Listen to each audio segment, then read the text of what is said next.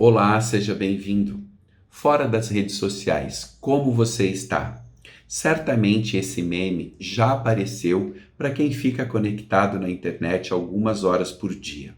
Se antes da pandemia ansiedade e depressão estavam na ordem do dia, agora muita gente parece estar no limite. A saúde mental é o assunto de hoje. Eu converso com a psicóloga Priscila Soares Pereira do Nascimento. Ela é especialista em psicologia analítica e fala conosco aqui de Curitiba. Tudo bem, Priscila? Tudo bem? E agradeço a oportunidade de estar conversando contigo. Obrigado por falar conosco. As pessoas estão realmente mais ansiosas e depressivas? As pessoas estão hoje vivendo numa conjuntura que até tem um autor que chama Byung-Chul Han, que fala sobre sociedade de desempenho.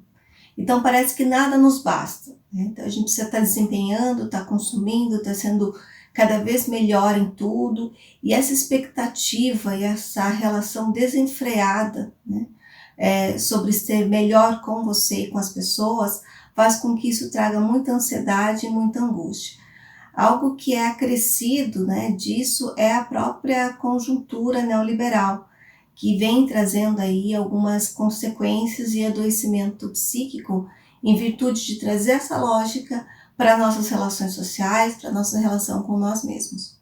Como a pandemia agravou esses quadros? Vamos considerar que nesse contexto, né, de uma situação, de uma conjuntura que exige muito de nós mesmos, né, enquanto ser humano e desempenhando, fazendo atividades, se ocupando, dentro dessa lógica, né, que eu mencionei anteriormente, de uma lógica de consumo, né, de que consumimos a nós mesmos, né, que é permeada até por essa visão e funcionamento de uma lógica neoliberal, essa situação foi agravada pela situação pandêmica, onde estamos inseridos, né, dentro de um momento de incertezas, de medo, medo da própria morte, medo da perda de pessoas queridas, incertezas com relação a findar, né, quando se vai findar o isolamento social, incertezas com relação à própria situação financeira, econômica, diante de uma situação de desemprego.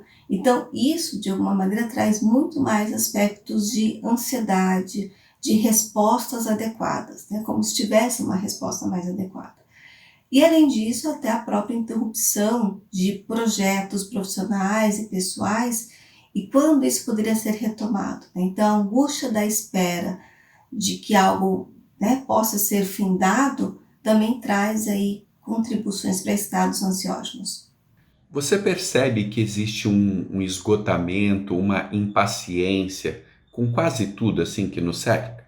Sim, justamente por essa questão de que parece que nada basta, muitas vezes vamos ultrapassando os nossos próprios limites sem se perceber.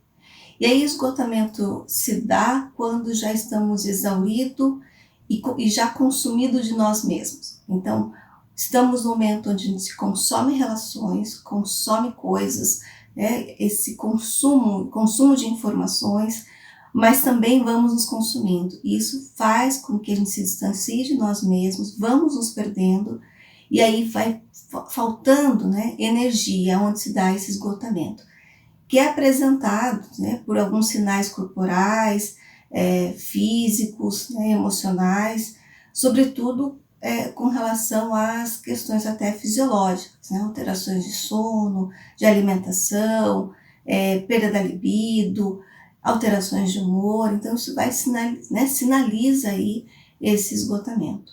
Isolamento familiar, afetivo, dos amigos, dão aquela sensação de que a gente precisa estar bem e o tempo todo bem? As pessoas precisaram ter que aprender aí manejos dessa situação, porque o espaço privado, né, o espaço da casa, do lar, ele foi de alguma forma invadido por outras relações. Então, nesse mesmo espaço, né, é compartilhada demandas diferentes em termos de educação, em termos de estudo, em termos de atividade física, e também o espaço da tua intimidade. Então, esse contínuo, né, de que ao mesmo tempo que é o lugar onde você vai fazer as suas atividades profissionais, é o espaço da tua casa, acaba diluindo as fronteiras, né? Fronteiras de momentos para fazer cada coisa e diluindo inclusive o próprio tempo. Quando você, por exemplo, sai para trabalhar, tem um deslocamento, tem algo que sinaliza que você está entrando num outro contexto e vai exercer um outro papel. Quando você está no mesmo local, onde as outras demandas continuam se apresentando, vamos pensar em termos das demandas domésticas e educacionais dos filhos, essas fronteiras ficam sem definição. O que acaba trazendo maior sobrecarga também, sobrecarga mental, física, muitas vezes as pessoas ficam muito tempo sentadas, sem circulação, sem movimentação, então acaba assim contribuindo sim para esse adoecimento. Alguns autores falam da positividade tóxica. O que é isso? Positividade tóxica é quando você tenta trazer uma resposta simples para as questões mais complexas, atribuindo a melhora ou uma situação de desempenho apenas ao fato de pensar de forma positiva.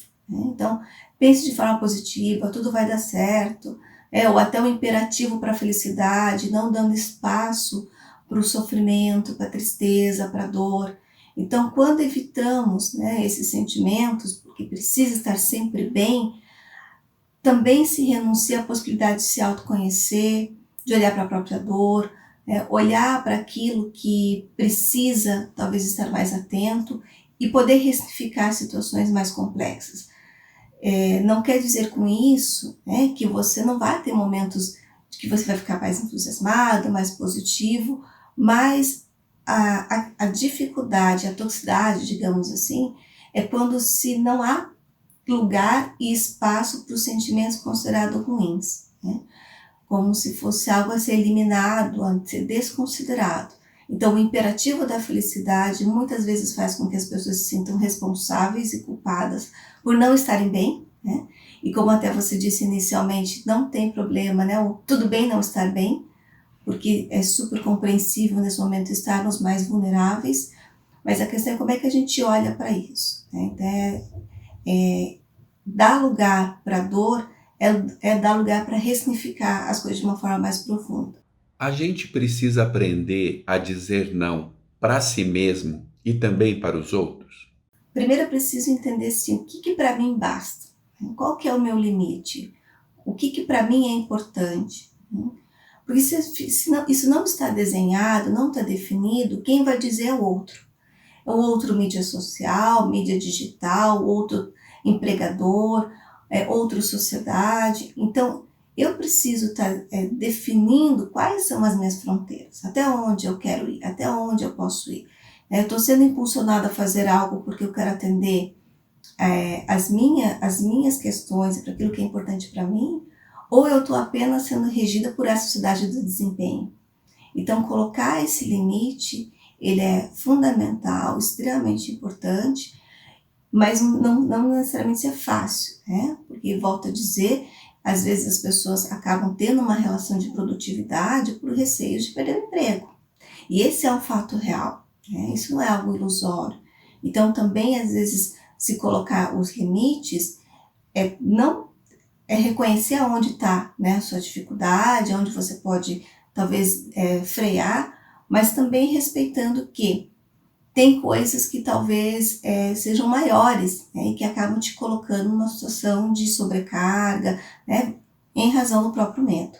O que cada um de nós pode fazer para não ultrapassar os próprios limites? O primeiro caminho é esse olhar para si, para os seus comportamentos, para o teu corpo, porque sim, o corpo ele vai sinalizando. Então, respeitar isso e ter essa atenção faz com que você consiga também definir as fronteiras que a gente vem conversando. E como isso contribui para a nossa saúde mental? Quando a gente consegue colocar o limite, podemos dar espaço para outras coisas, que são espaços que vêm aí da vitalidade, do prazer, de se sentir bem, e que não tem a ver necessariamente com estar ocupado em produzindo coisas. Então, ter momentos que você possa estar vivendo o lúdico, vivendo o brincar, vivendo espontâneo, precisa ter essa oportunidade. Para ter essa oportunidade, você precisa criar espaço. E para criar espaço, tem que definir limites para as outras coisas, que são no âmbito mais do desempenho, da produtividade, das respostas, inclusive, de trabalho. E quando a gente percebe que um amigo, um parente, uma pessoa com quem a gente tem uma relação próxima, de fato não está bem, qual a melhor forma de ajudá-lo? Bom, primeiro é evitar a positividade tóxica, né? Ah, não é só pensar positivo, vai dar tudo certo, porque isso é também desrespeitar, às vezes, a dor daquele colega, né? Daquele amigo. Então, é acolhê-lo, poder entender, né, de que formas essa pessoa pode ajudar enquanto amigo, mas também reconhecendo os seus limites de intervenção, né? Dependendo do agravo e do quanto essa pessoa está sofrendo e vem tendo perdas, inclusive funcionais, o indicado é que procure ajuda especializada. Priscila, obrigado pela sua entrevista. Obrigada pela oportunidade. E a você, muito obrigado pela atenção e até o próximo vídeo.